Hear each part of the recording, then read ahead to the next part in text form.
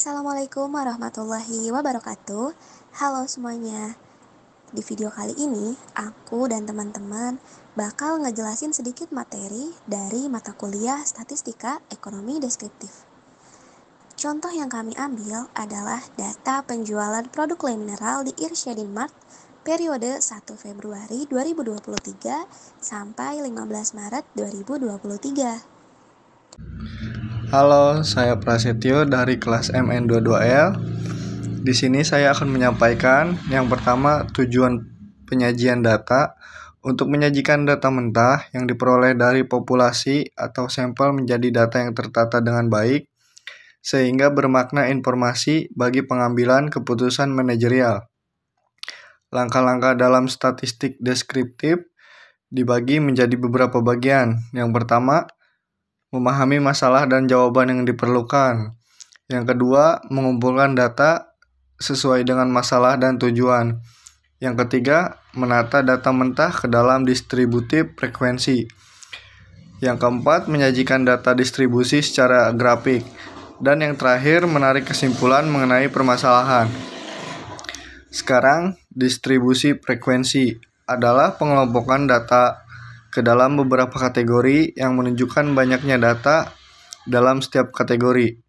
Langkah-langkah distribusi frekuensi dibagi: yang pertama, mengumpulkan data; yang kedua, mengurutkan data dari terkecil ke terbesar atau sebaliknya; yang ketiga, membuat kategori kelas.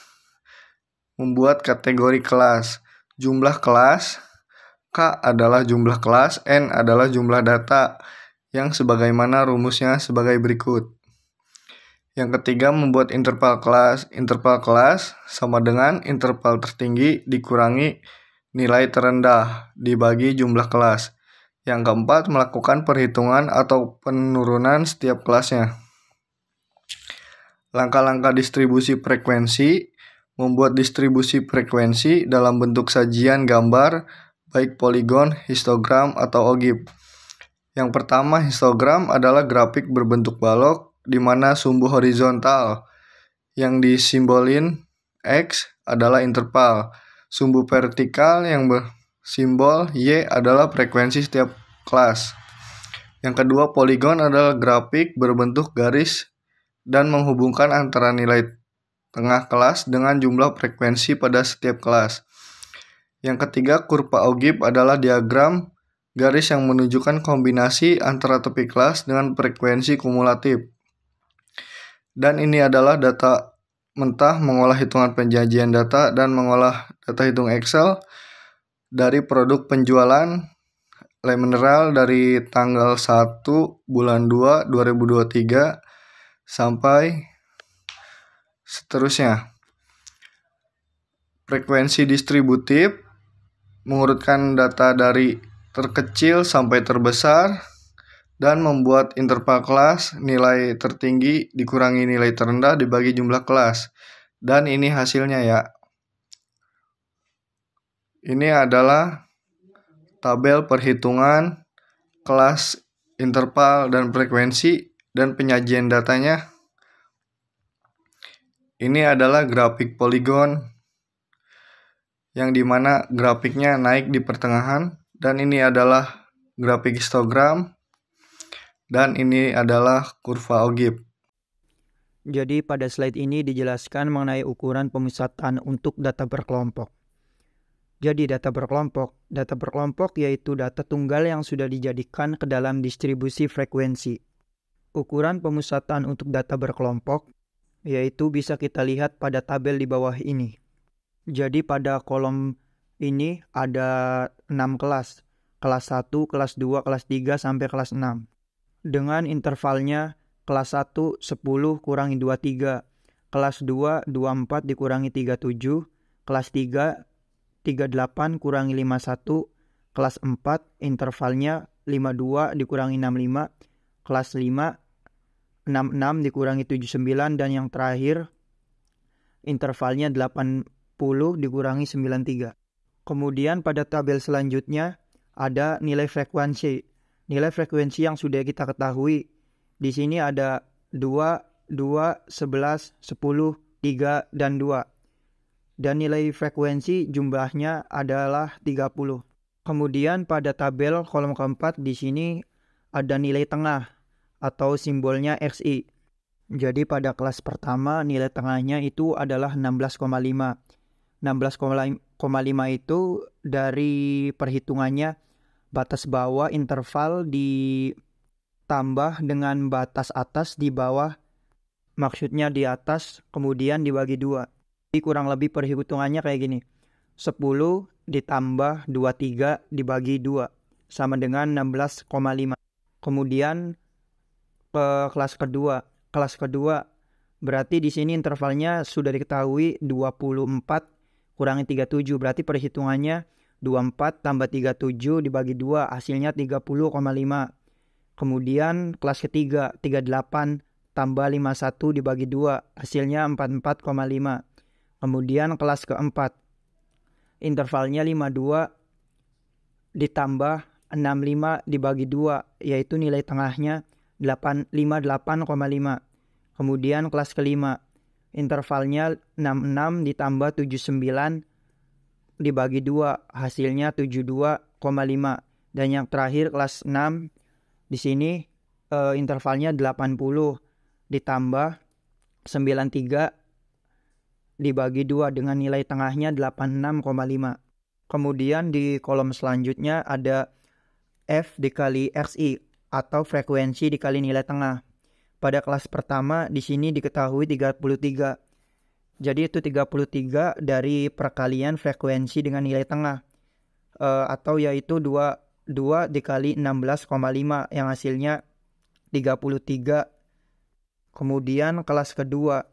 Kelas kedua nilai tengahnya 30,5 dikali frekuensi nilainya 2. Jadi F dikali XI-nya 61. Kemudian kelas ketiga 44,5 dikali 11 yaitu 489,5. Kemudian kelas keempat nilai tengahnya 58,5 dikali frekuensinya 10. Jadi F frekuensi dikali XI-nya 585. Kemudian kelas kelima 72,5 dikali 3 yaitu 217,5. Dan yang terakhir kelas 6. Kelas 6 yaitu 173 dari perkalian 86,5 dikali 2. Kemudian pada kolom selanjutnya ada tepi kelas atau simbolnya L.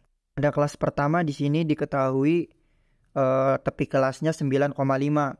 Itu dari nilai di antara 10 dan 9 atau 10 tambah 9 dibagi 2 yang hasilnya 9,5. Kemudian pada kelas kedua intervalnya 24,37 berarti perhitungannya 24 ditambah 37 dibagi 2 yaitu tepi kelasnya 23,5. Kemudian kelas 3 intervalnya 38 ditambah 51 dibagi 2 yaitu hasil tepi kelasnya 37,5. Pada kelas keempat di sini intervalnya 52 ditambah 65 dibagi 2 yang hasilnya 51,5. Kemudian kelas kelima di sini ada 66 ditambah 79 dibagi 2 yaitu hasil tepi kelasnya 65,5. Dan yang terakhir pada kelas ke-6 dengan intervalnya 80 ditambah 93 dibagi 2 yang hasil tepi kelasnya yaitu 79,5. Jadi pada kolom selanjutnya atau kolom terakhir di sini ada frekuensi kumulatif atau F kum. Jadi pada kelas pertama di sini diketahui frekuensi kumulatifnya adalah 0. Kemudian frekuensi kumulatif 0 ini ditambah dengan frekuensi kelas 1 yaitu 2. Berarti hasilnya 4. Mohon maaf maksudnya kelas 2. Jadi pada kelas ketiga frekuensinya yaitu 4. Kemudian pada kelas keempat frekuensi kumulatifnya yaitu 15 dari perhitungan frekuensi kumulatif pada kelas ketiga ditambah dengan frekuensi kelas ketiga yaitu 11. Kemudian pada kelas kelima, di sini frekuensi kumulatifnya 25. Hasil dari perhitungan frekuensi kumulatif 15 ditambah frekuensi 10, yaitu 25. Dan yang terakhir pada kelas ke-6 di sini frekuensi kumulatifnya 28. Hasil dari perhitungan 25 ditambah 3. Jadi pada keseluruhan tabel ini diketahui dari jumlah seluruh frekuensi yang dihitung yaitu 30, dan kemudian frekuensi dikali nilai tengah yaitu 1559, dan total jumlah frekuensi kumulatifnya yaitu 30. Mungkin begitu saja penjelasan mengenai ukuran pemusatan untuk data per kelompok dari saya. Selanjutnya akan dijelaskan oleh teman saya. Ukuran pemusatan terbagi menjadi 3. 1. Rata-rata. Rata-rata yaitu X sama dengan sigma F kali I per N sama dengan 1559 per 30 sama dengan kali sama dengan 51,76. Kesimpulannya, jadi rata-rata dari penjualan di mineral yaitu 51,76 produk. 2. Median. MD sama dengan L plus N per 2 min CF per F kali I. MD 5 sama dengan 51,5 plus 15 min 15 per 10 kali 13 sama dengan 51,5. Kesimpulannya, jadi nilai median dari penjualan produk li mineral adalah 51,5 produk. 3. Modus. MO sama dengan L D1 per D1 plus D2 kali I. MO 37 sama dengan 37,5 plus 9 per 9 plus 3 kali 13. MO 49,2. Kesimpulannya, jadi nilai modus dari penjualan produk li mineral adalah 49,2 produk. Saya Sri Syahrani dari kelas MN22L kelompok 1 Statistika akan menjelaskan ukuran penyebaran. Pengertian ukuran penyebaran adalah suatu ukuran baik parameter atau statistik untuk mengetahui seberapa besar penyimpangan data dengan nilai rata-rata hitungnya. Perhitungan ukuran penyebaran yang pertama, range.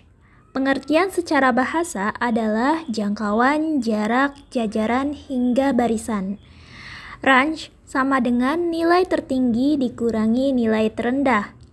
Nilai tertinggi kita lihat di interval yaitu 93, sedangkan nilai terendahnya adalah 10. Jadi, range sama dengan 93 dikurangi 10 hasilnya 83.